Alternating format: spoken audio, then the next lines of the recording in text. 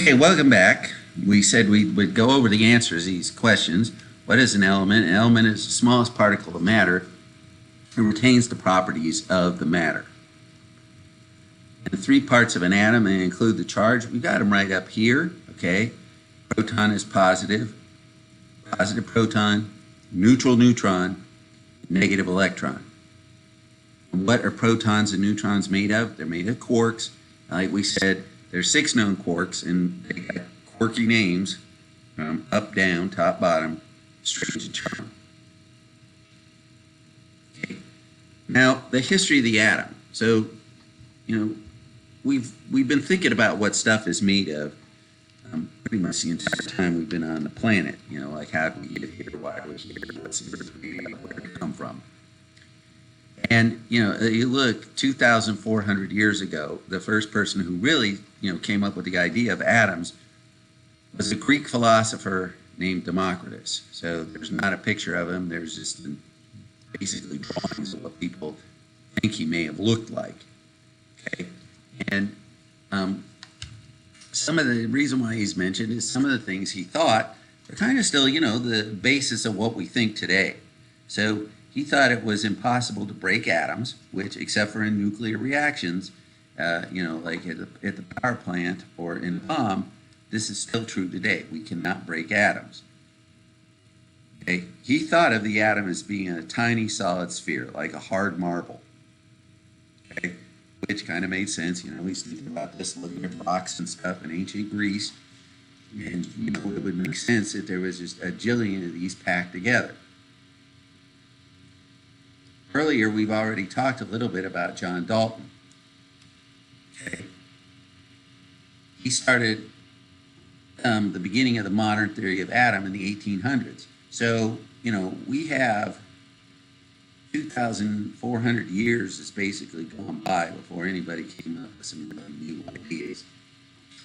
And he believed that all the elements were composed of atoms, which, we've talked about his atomic theory before, was the basis basically for a lot of the ideas of modern chemistry.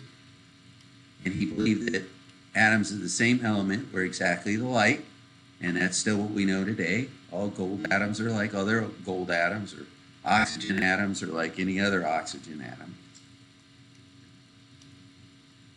And he believed that atoms of different elements were different.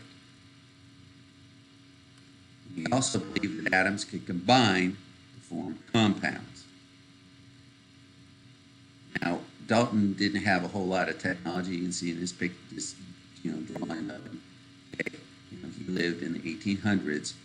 So his model of the atom is still a marble or a hard sphere, just like Democritus.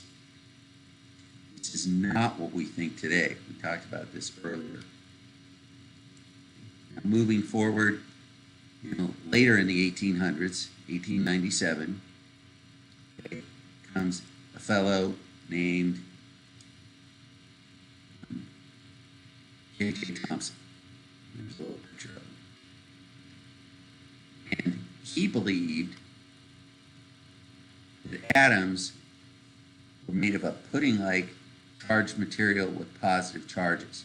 So he's the first one to discover that atoms contain smaller particles. So we're moving away now from this idea that the atom was like this solid sphere. And the way he discovered this was with this this Thomson, it's called Thomson cathode ray tube. I want to show you what he did to discover that the atom must have charged particles. To demonstrate a Crookes tube, a cathode ray tube, we need a high voltage power source, such as this one. We need the Crookes tube, which has a metal cathode, a metal anode, a screen that is coated with a phosphorescent material that gives off light when struck by an electron. Okay, that sounds really technical. He's going to run electricity, and this is filled with a gas, okay? It's called a cathode ray tube, and he said there's a positive and a negative, and that was the anode. Now, so that you can see the electricity passing through, they put this phosphorus back here, which is the same stuff that's in a fluorescent light bulb. So basically, this is a very primitive fluorescent light bulb. And the warning is we combine this screen. We notice that the electrons are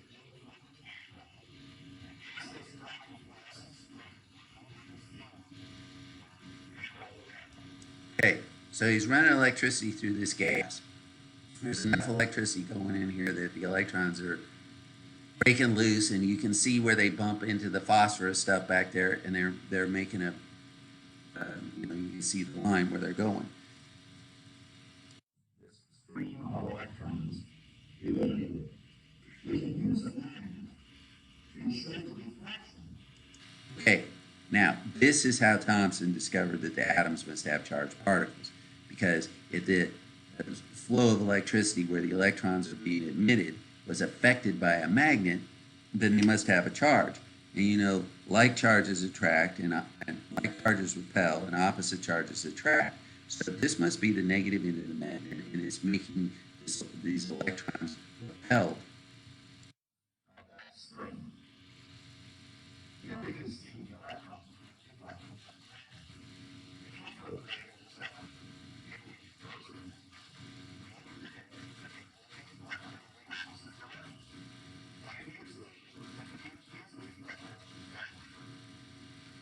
Okay, so when he puts the positive end of the magnet near the stream of these negative electrons, it's attracted.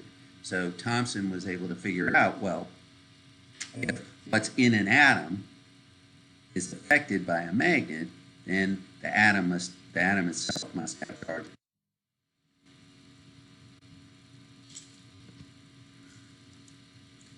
Okay, so now he grew up thinking that the atom was a hard marble when he went to school. Okay, so he's still not completely getting rid of that idea. So he thought that the charges, the negative particles, were sitting inside. He called them corpuscles. And they're more commonly known as electrons, were sitting inside of this positively charged goo. Okay? And the model is often sometimes called like a chocolate chip cookie. So the chocolate, the dough is like the positive material, and the chocolate chips are like the negative electrons sitting inside this like atomic goo. Okay? So I put a big picture of it. And sometimes it's called plum pudding, okay, because the English, that's what they eat, was plum pudding. Okay, and so it says, see this ball of positive charge. So there's not a nucleus. It's just like this goo that he believed this stuff was positive. And then the electrons that he was able to move around with that magnet, okay, were sitting inside this positively charged goop. Okay, so there's his model. You just got the electrons inside here. A little while later, now we're not talking that much later. We're only talking, 11 years later. Rutherford is working with Thomson's ideas and moving electrons around with beams of light and doing some of that. And he discovered that the atom had a central core. So instead of being this positive goop, okay, he discovered that the center of the atom was positive, and that the electrons, the negative charges, were around that. So he found that the protons are in the nucleus, and electrons are outside the central core. Okay. So his model looks like this. There's no neutrons in the nucleus, but then the electrons are around the nucleus. So this is getting more accurate to what we believe today. Then, and this isn't too much later, look, this is only a few years later, Niels Bohr explained the arrangement of the electrons. And even though the Bohr model isn't exactly what we think the atom looks like today, it's accurate enough and it's easy enough to use. It's the one that you're going to use in every chemistry class that you take. It's the one that we're going to use in this class. Okay? And he proposed that the electrons were in definite orbits. Okay, so they're not just floating around like in Thomson's model, but they're in definite orbits a certain distance from the nucleus. So a lot of times people think of it like planets around the sun. Okay? And there's many energy levels around the nucleus. So this model looked like this. You got the nucleus here, and then You got a ring of electrons here. Just there's like a couple of planets on it, and then there's a second ring with some more planets on it, and then a third ring with some more planets on it. We're going to discover there's actually 7 energy levels that there can be on an atom, and that's still what we believe today.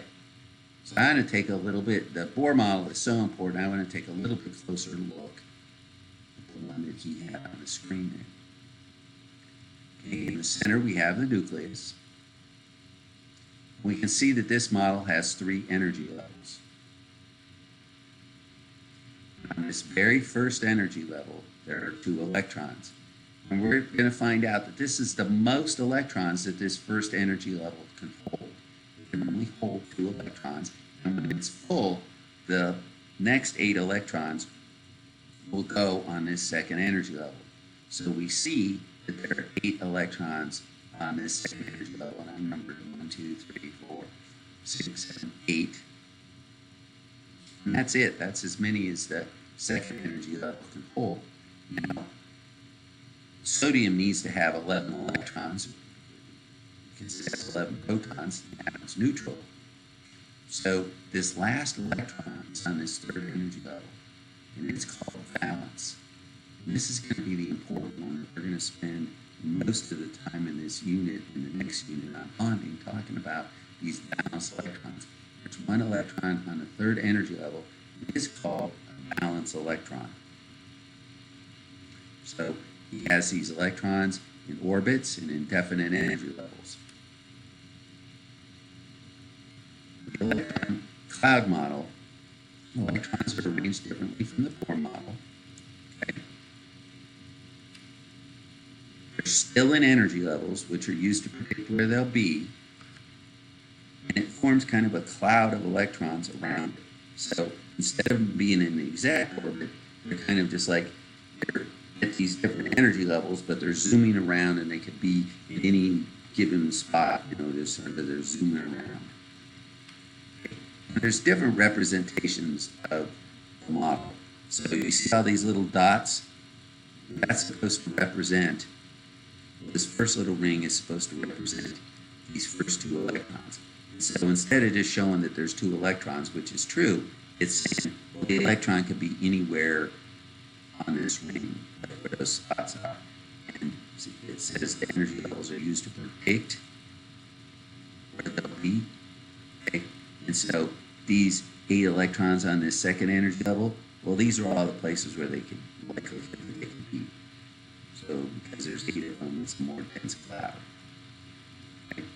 Sometimes it looks like this.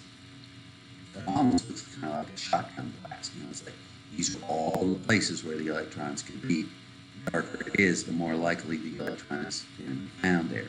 Here's another one, like the sodium. Okay, so it shows electrons are still in these rings, but it's showing us the likelihood of all the places it could be. Sometimes we envision it to look like this. It's a little bit more 3D, so it shows the electrons whirling around the nucleus. Okay?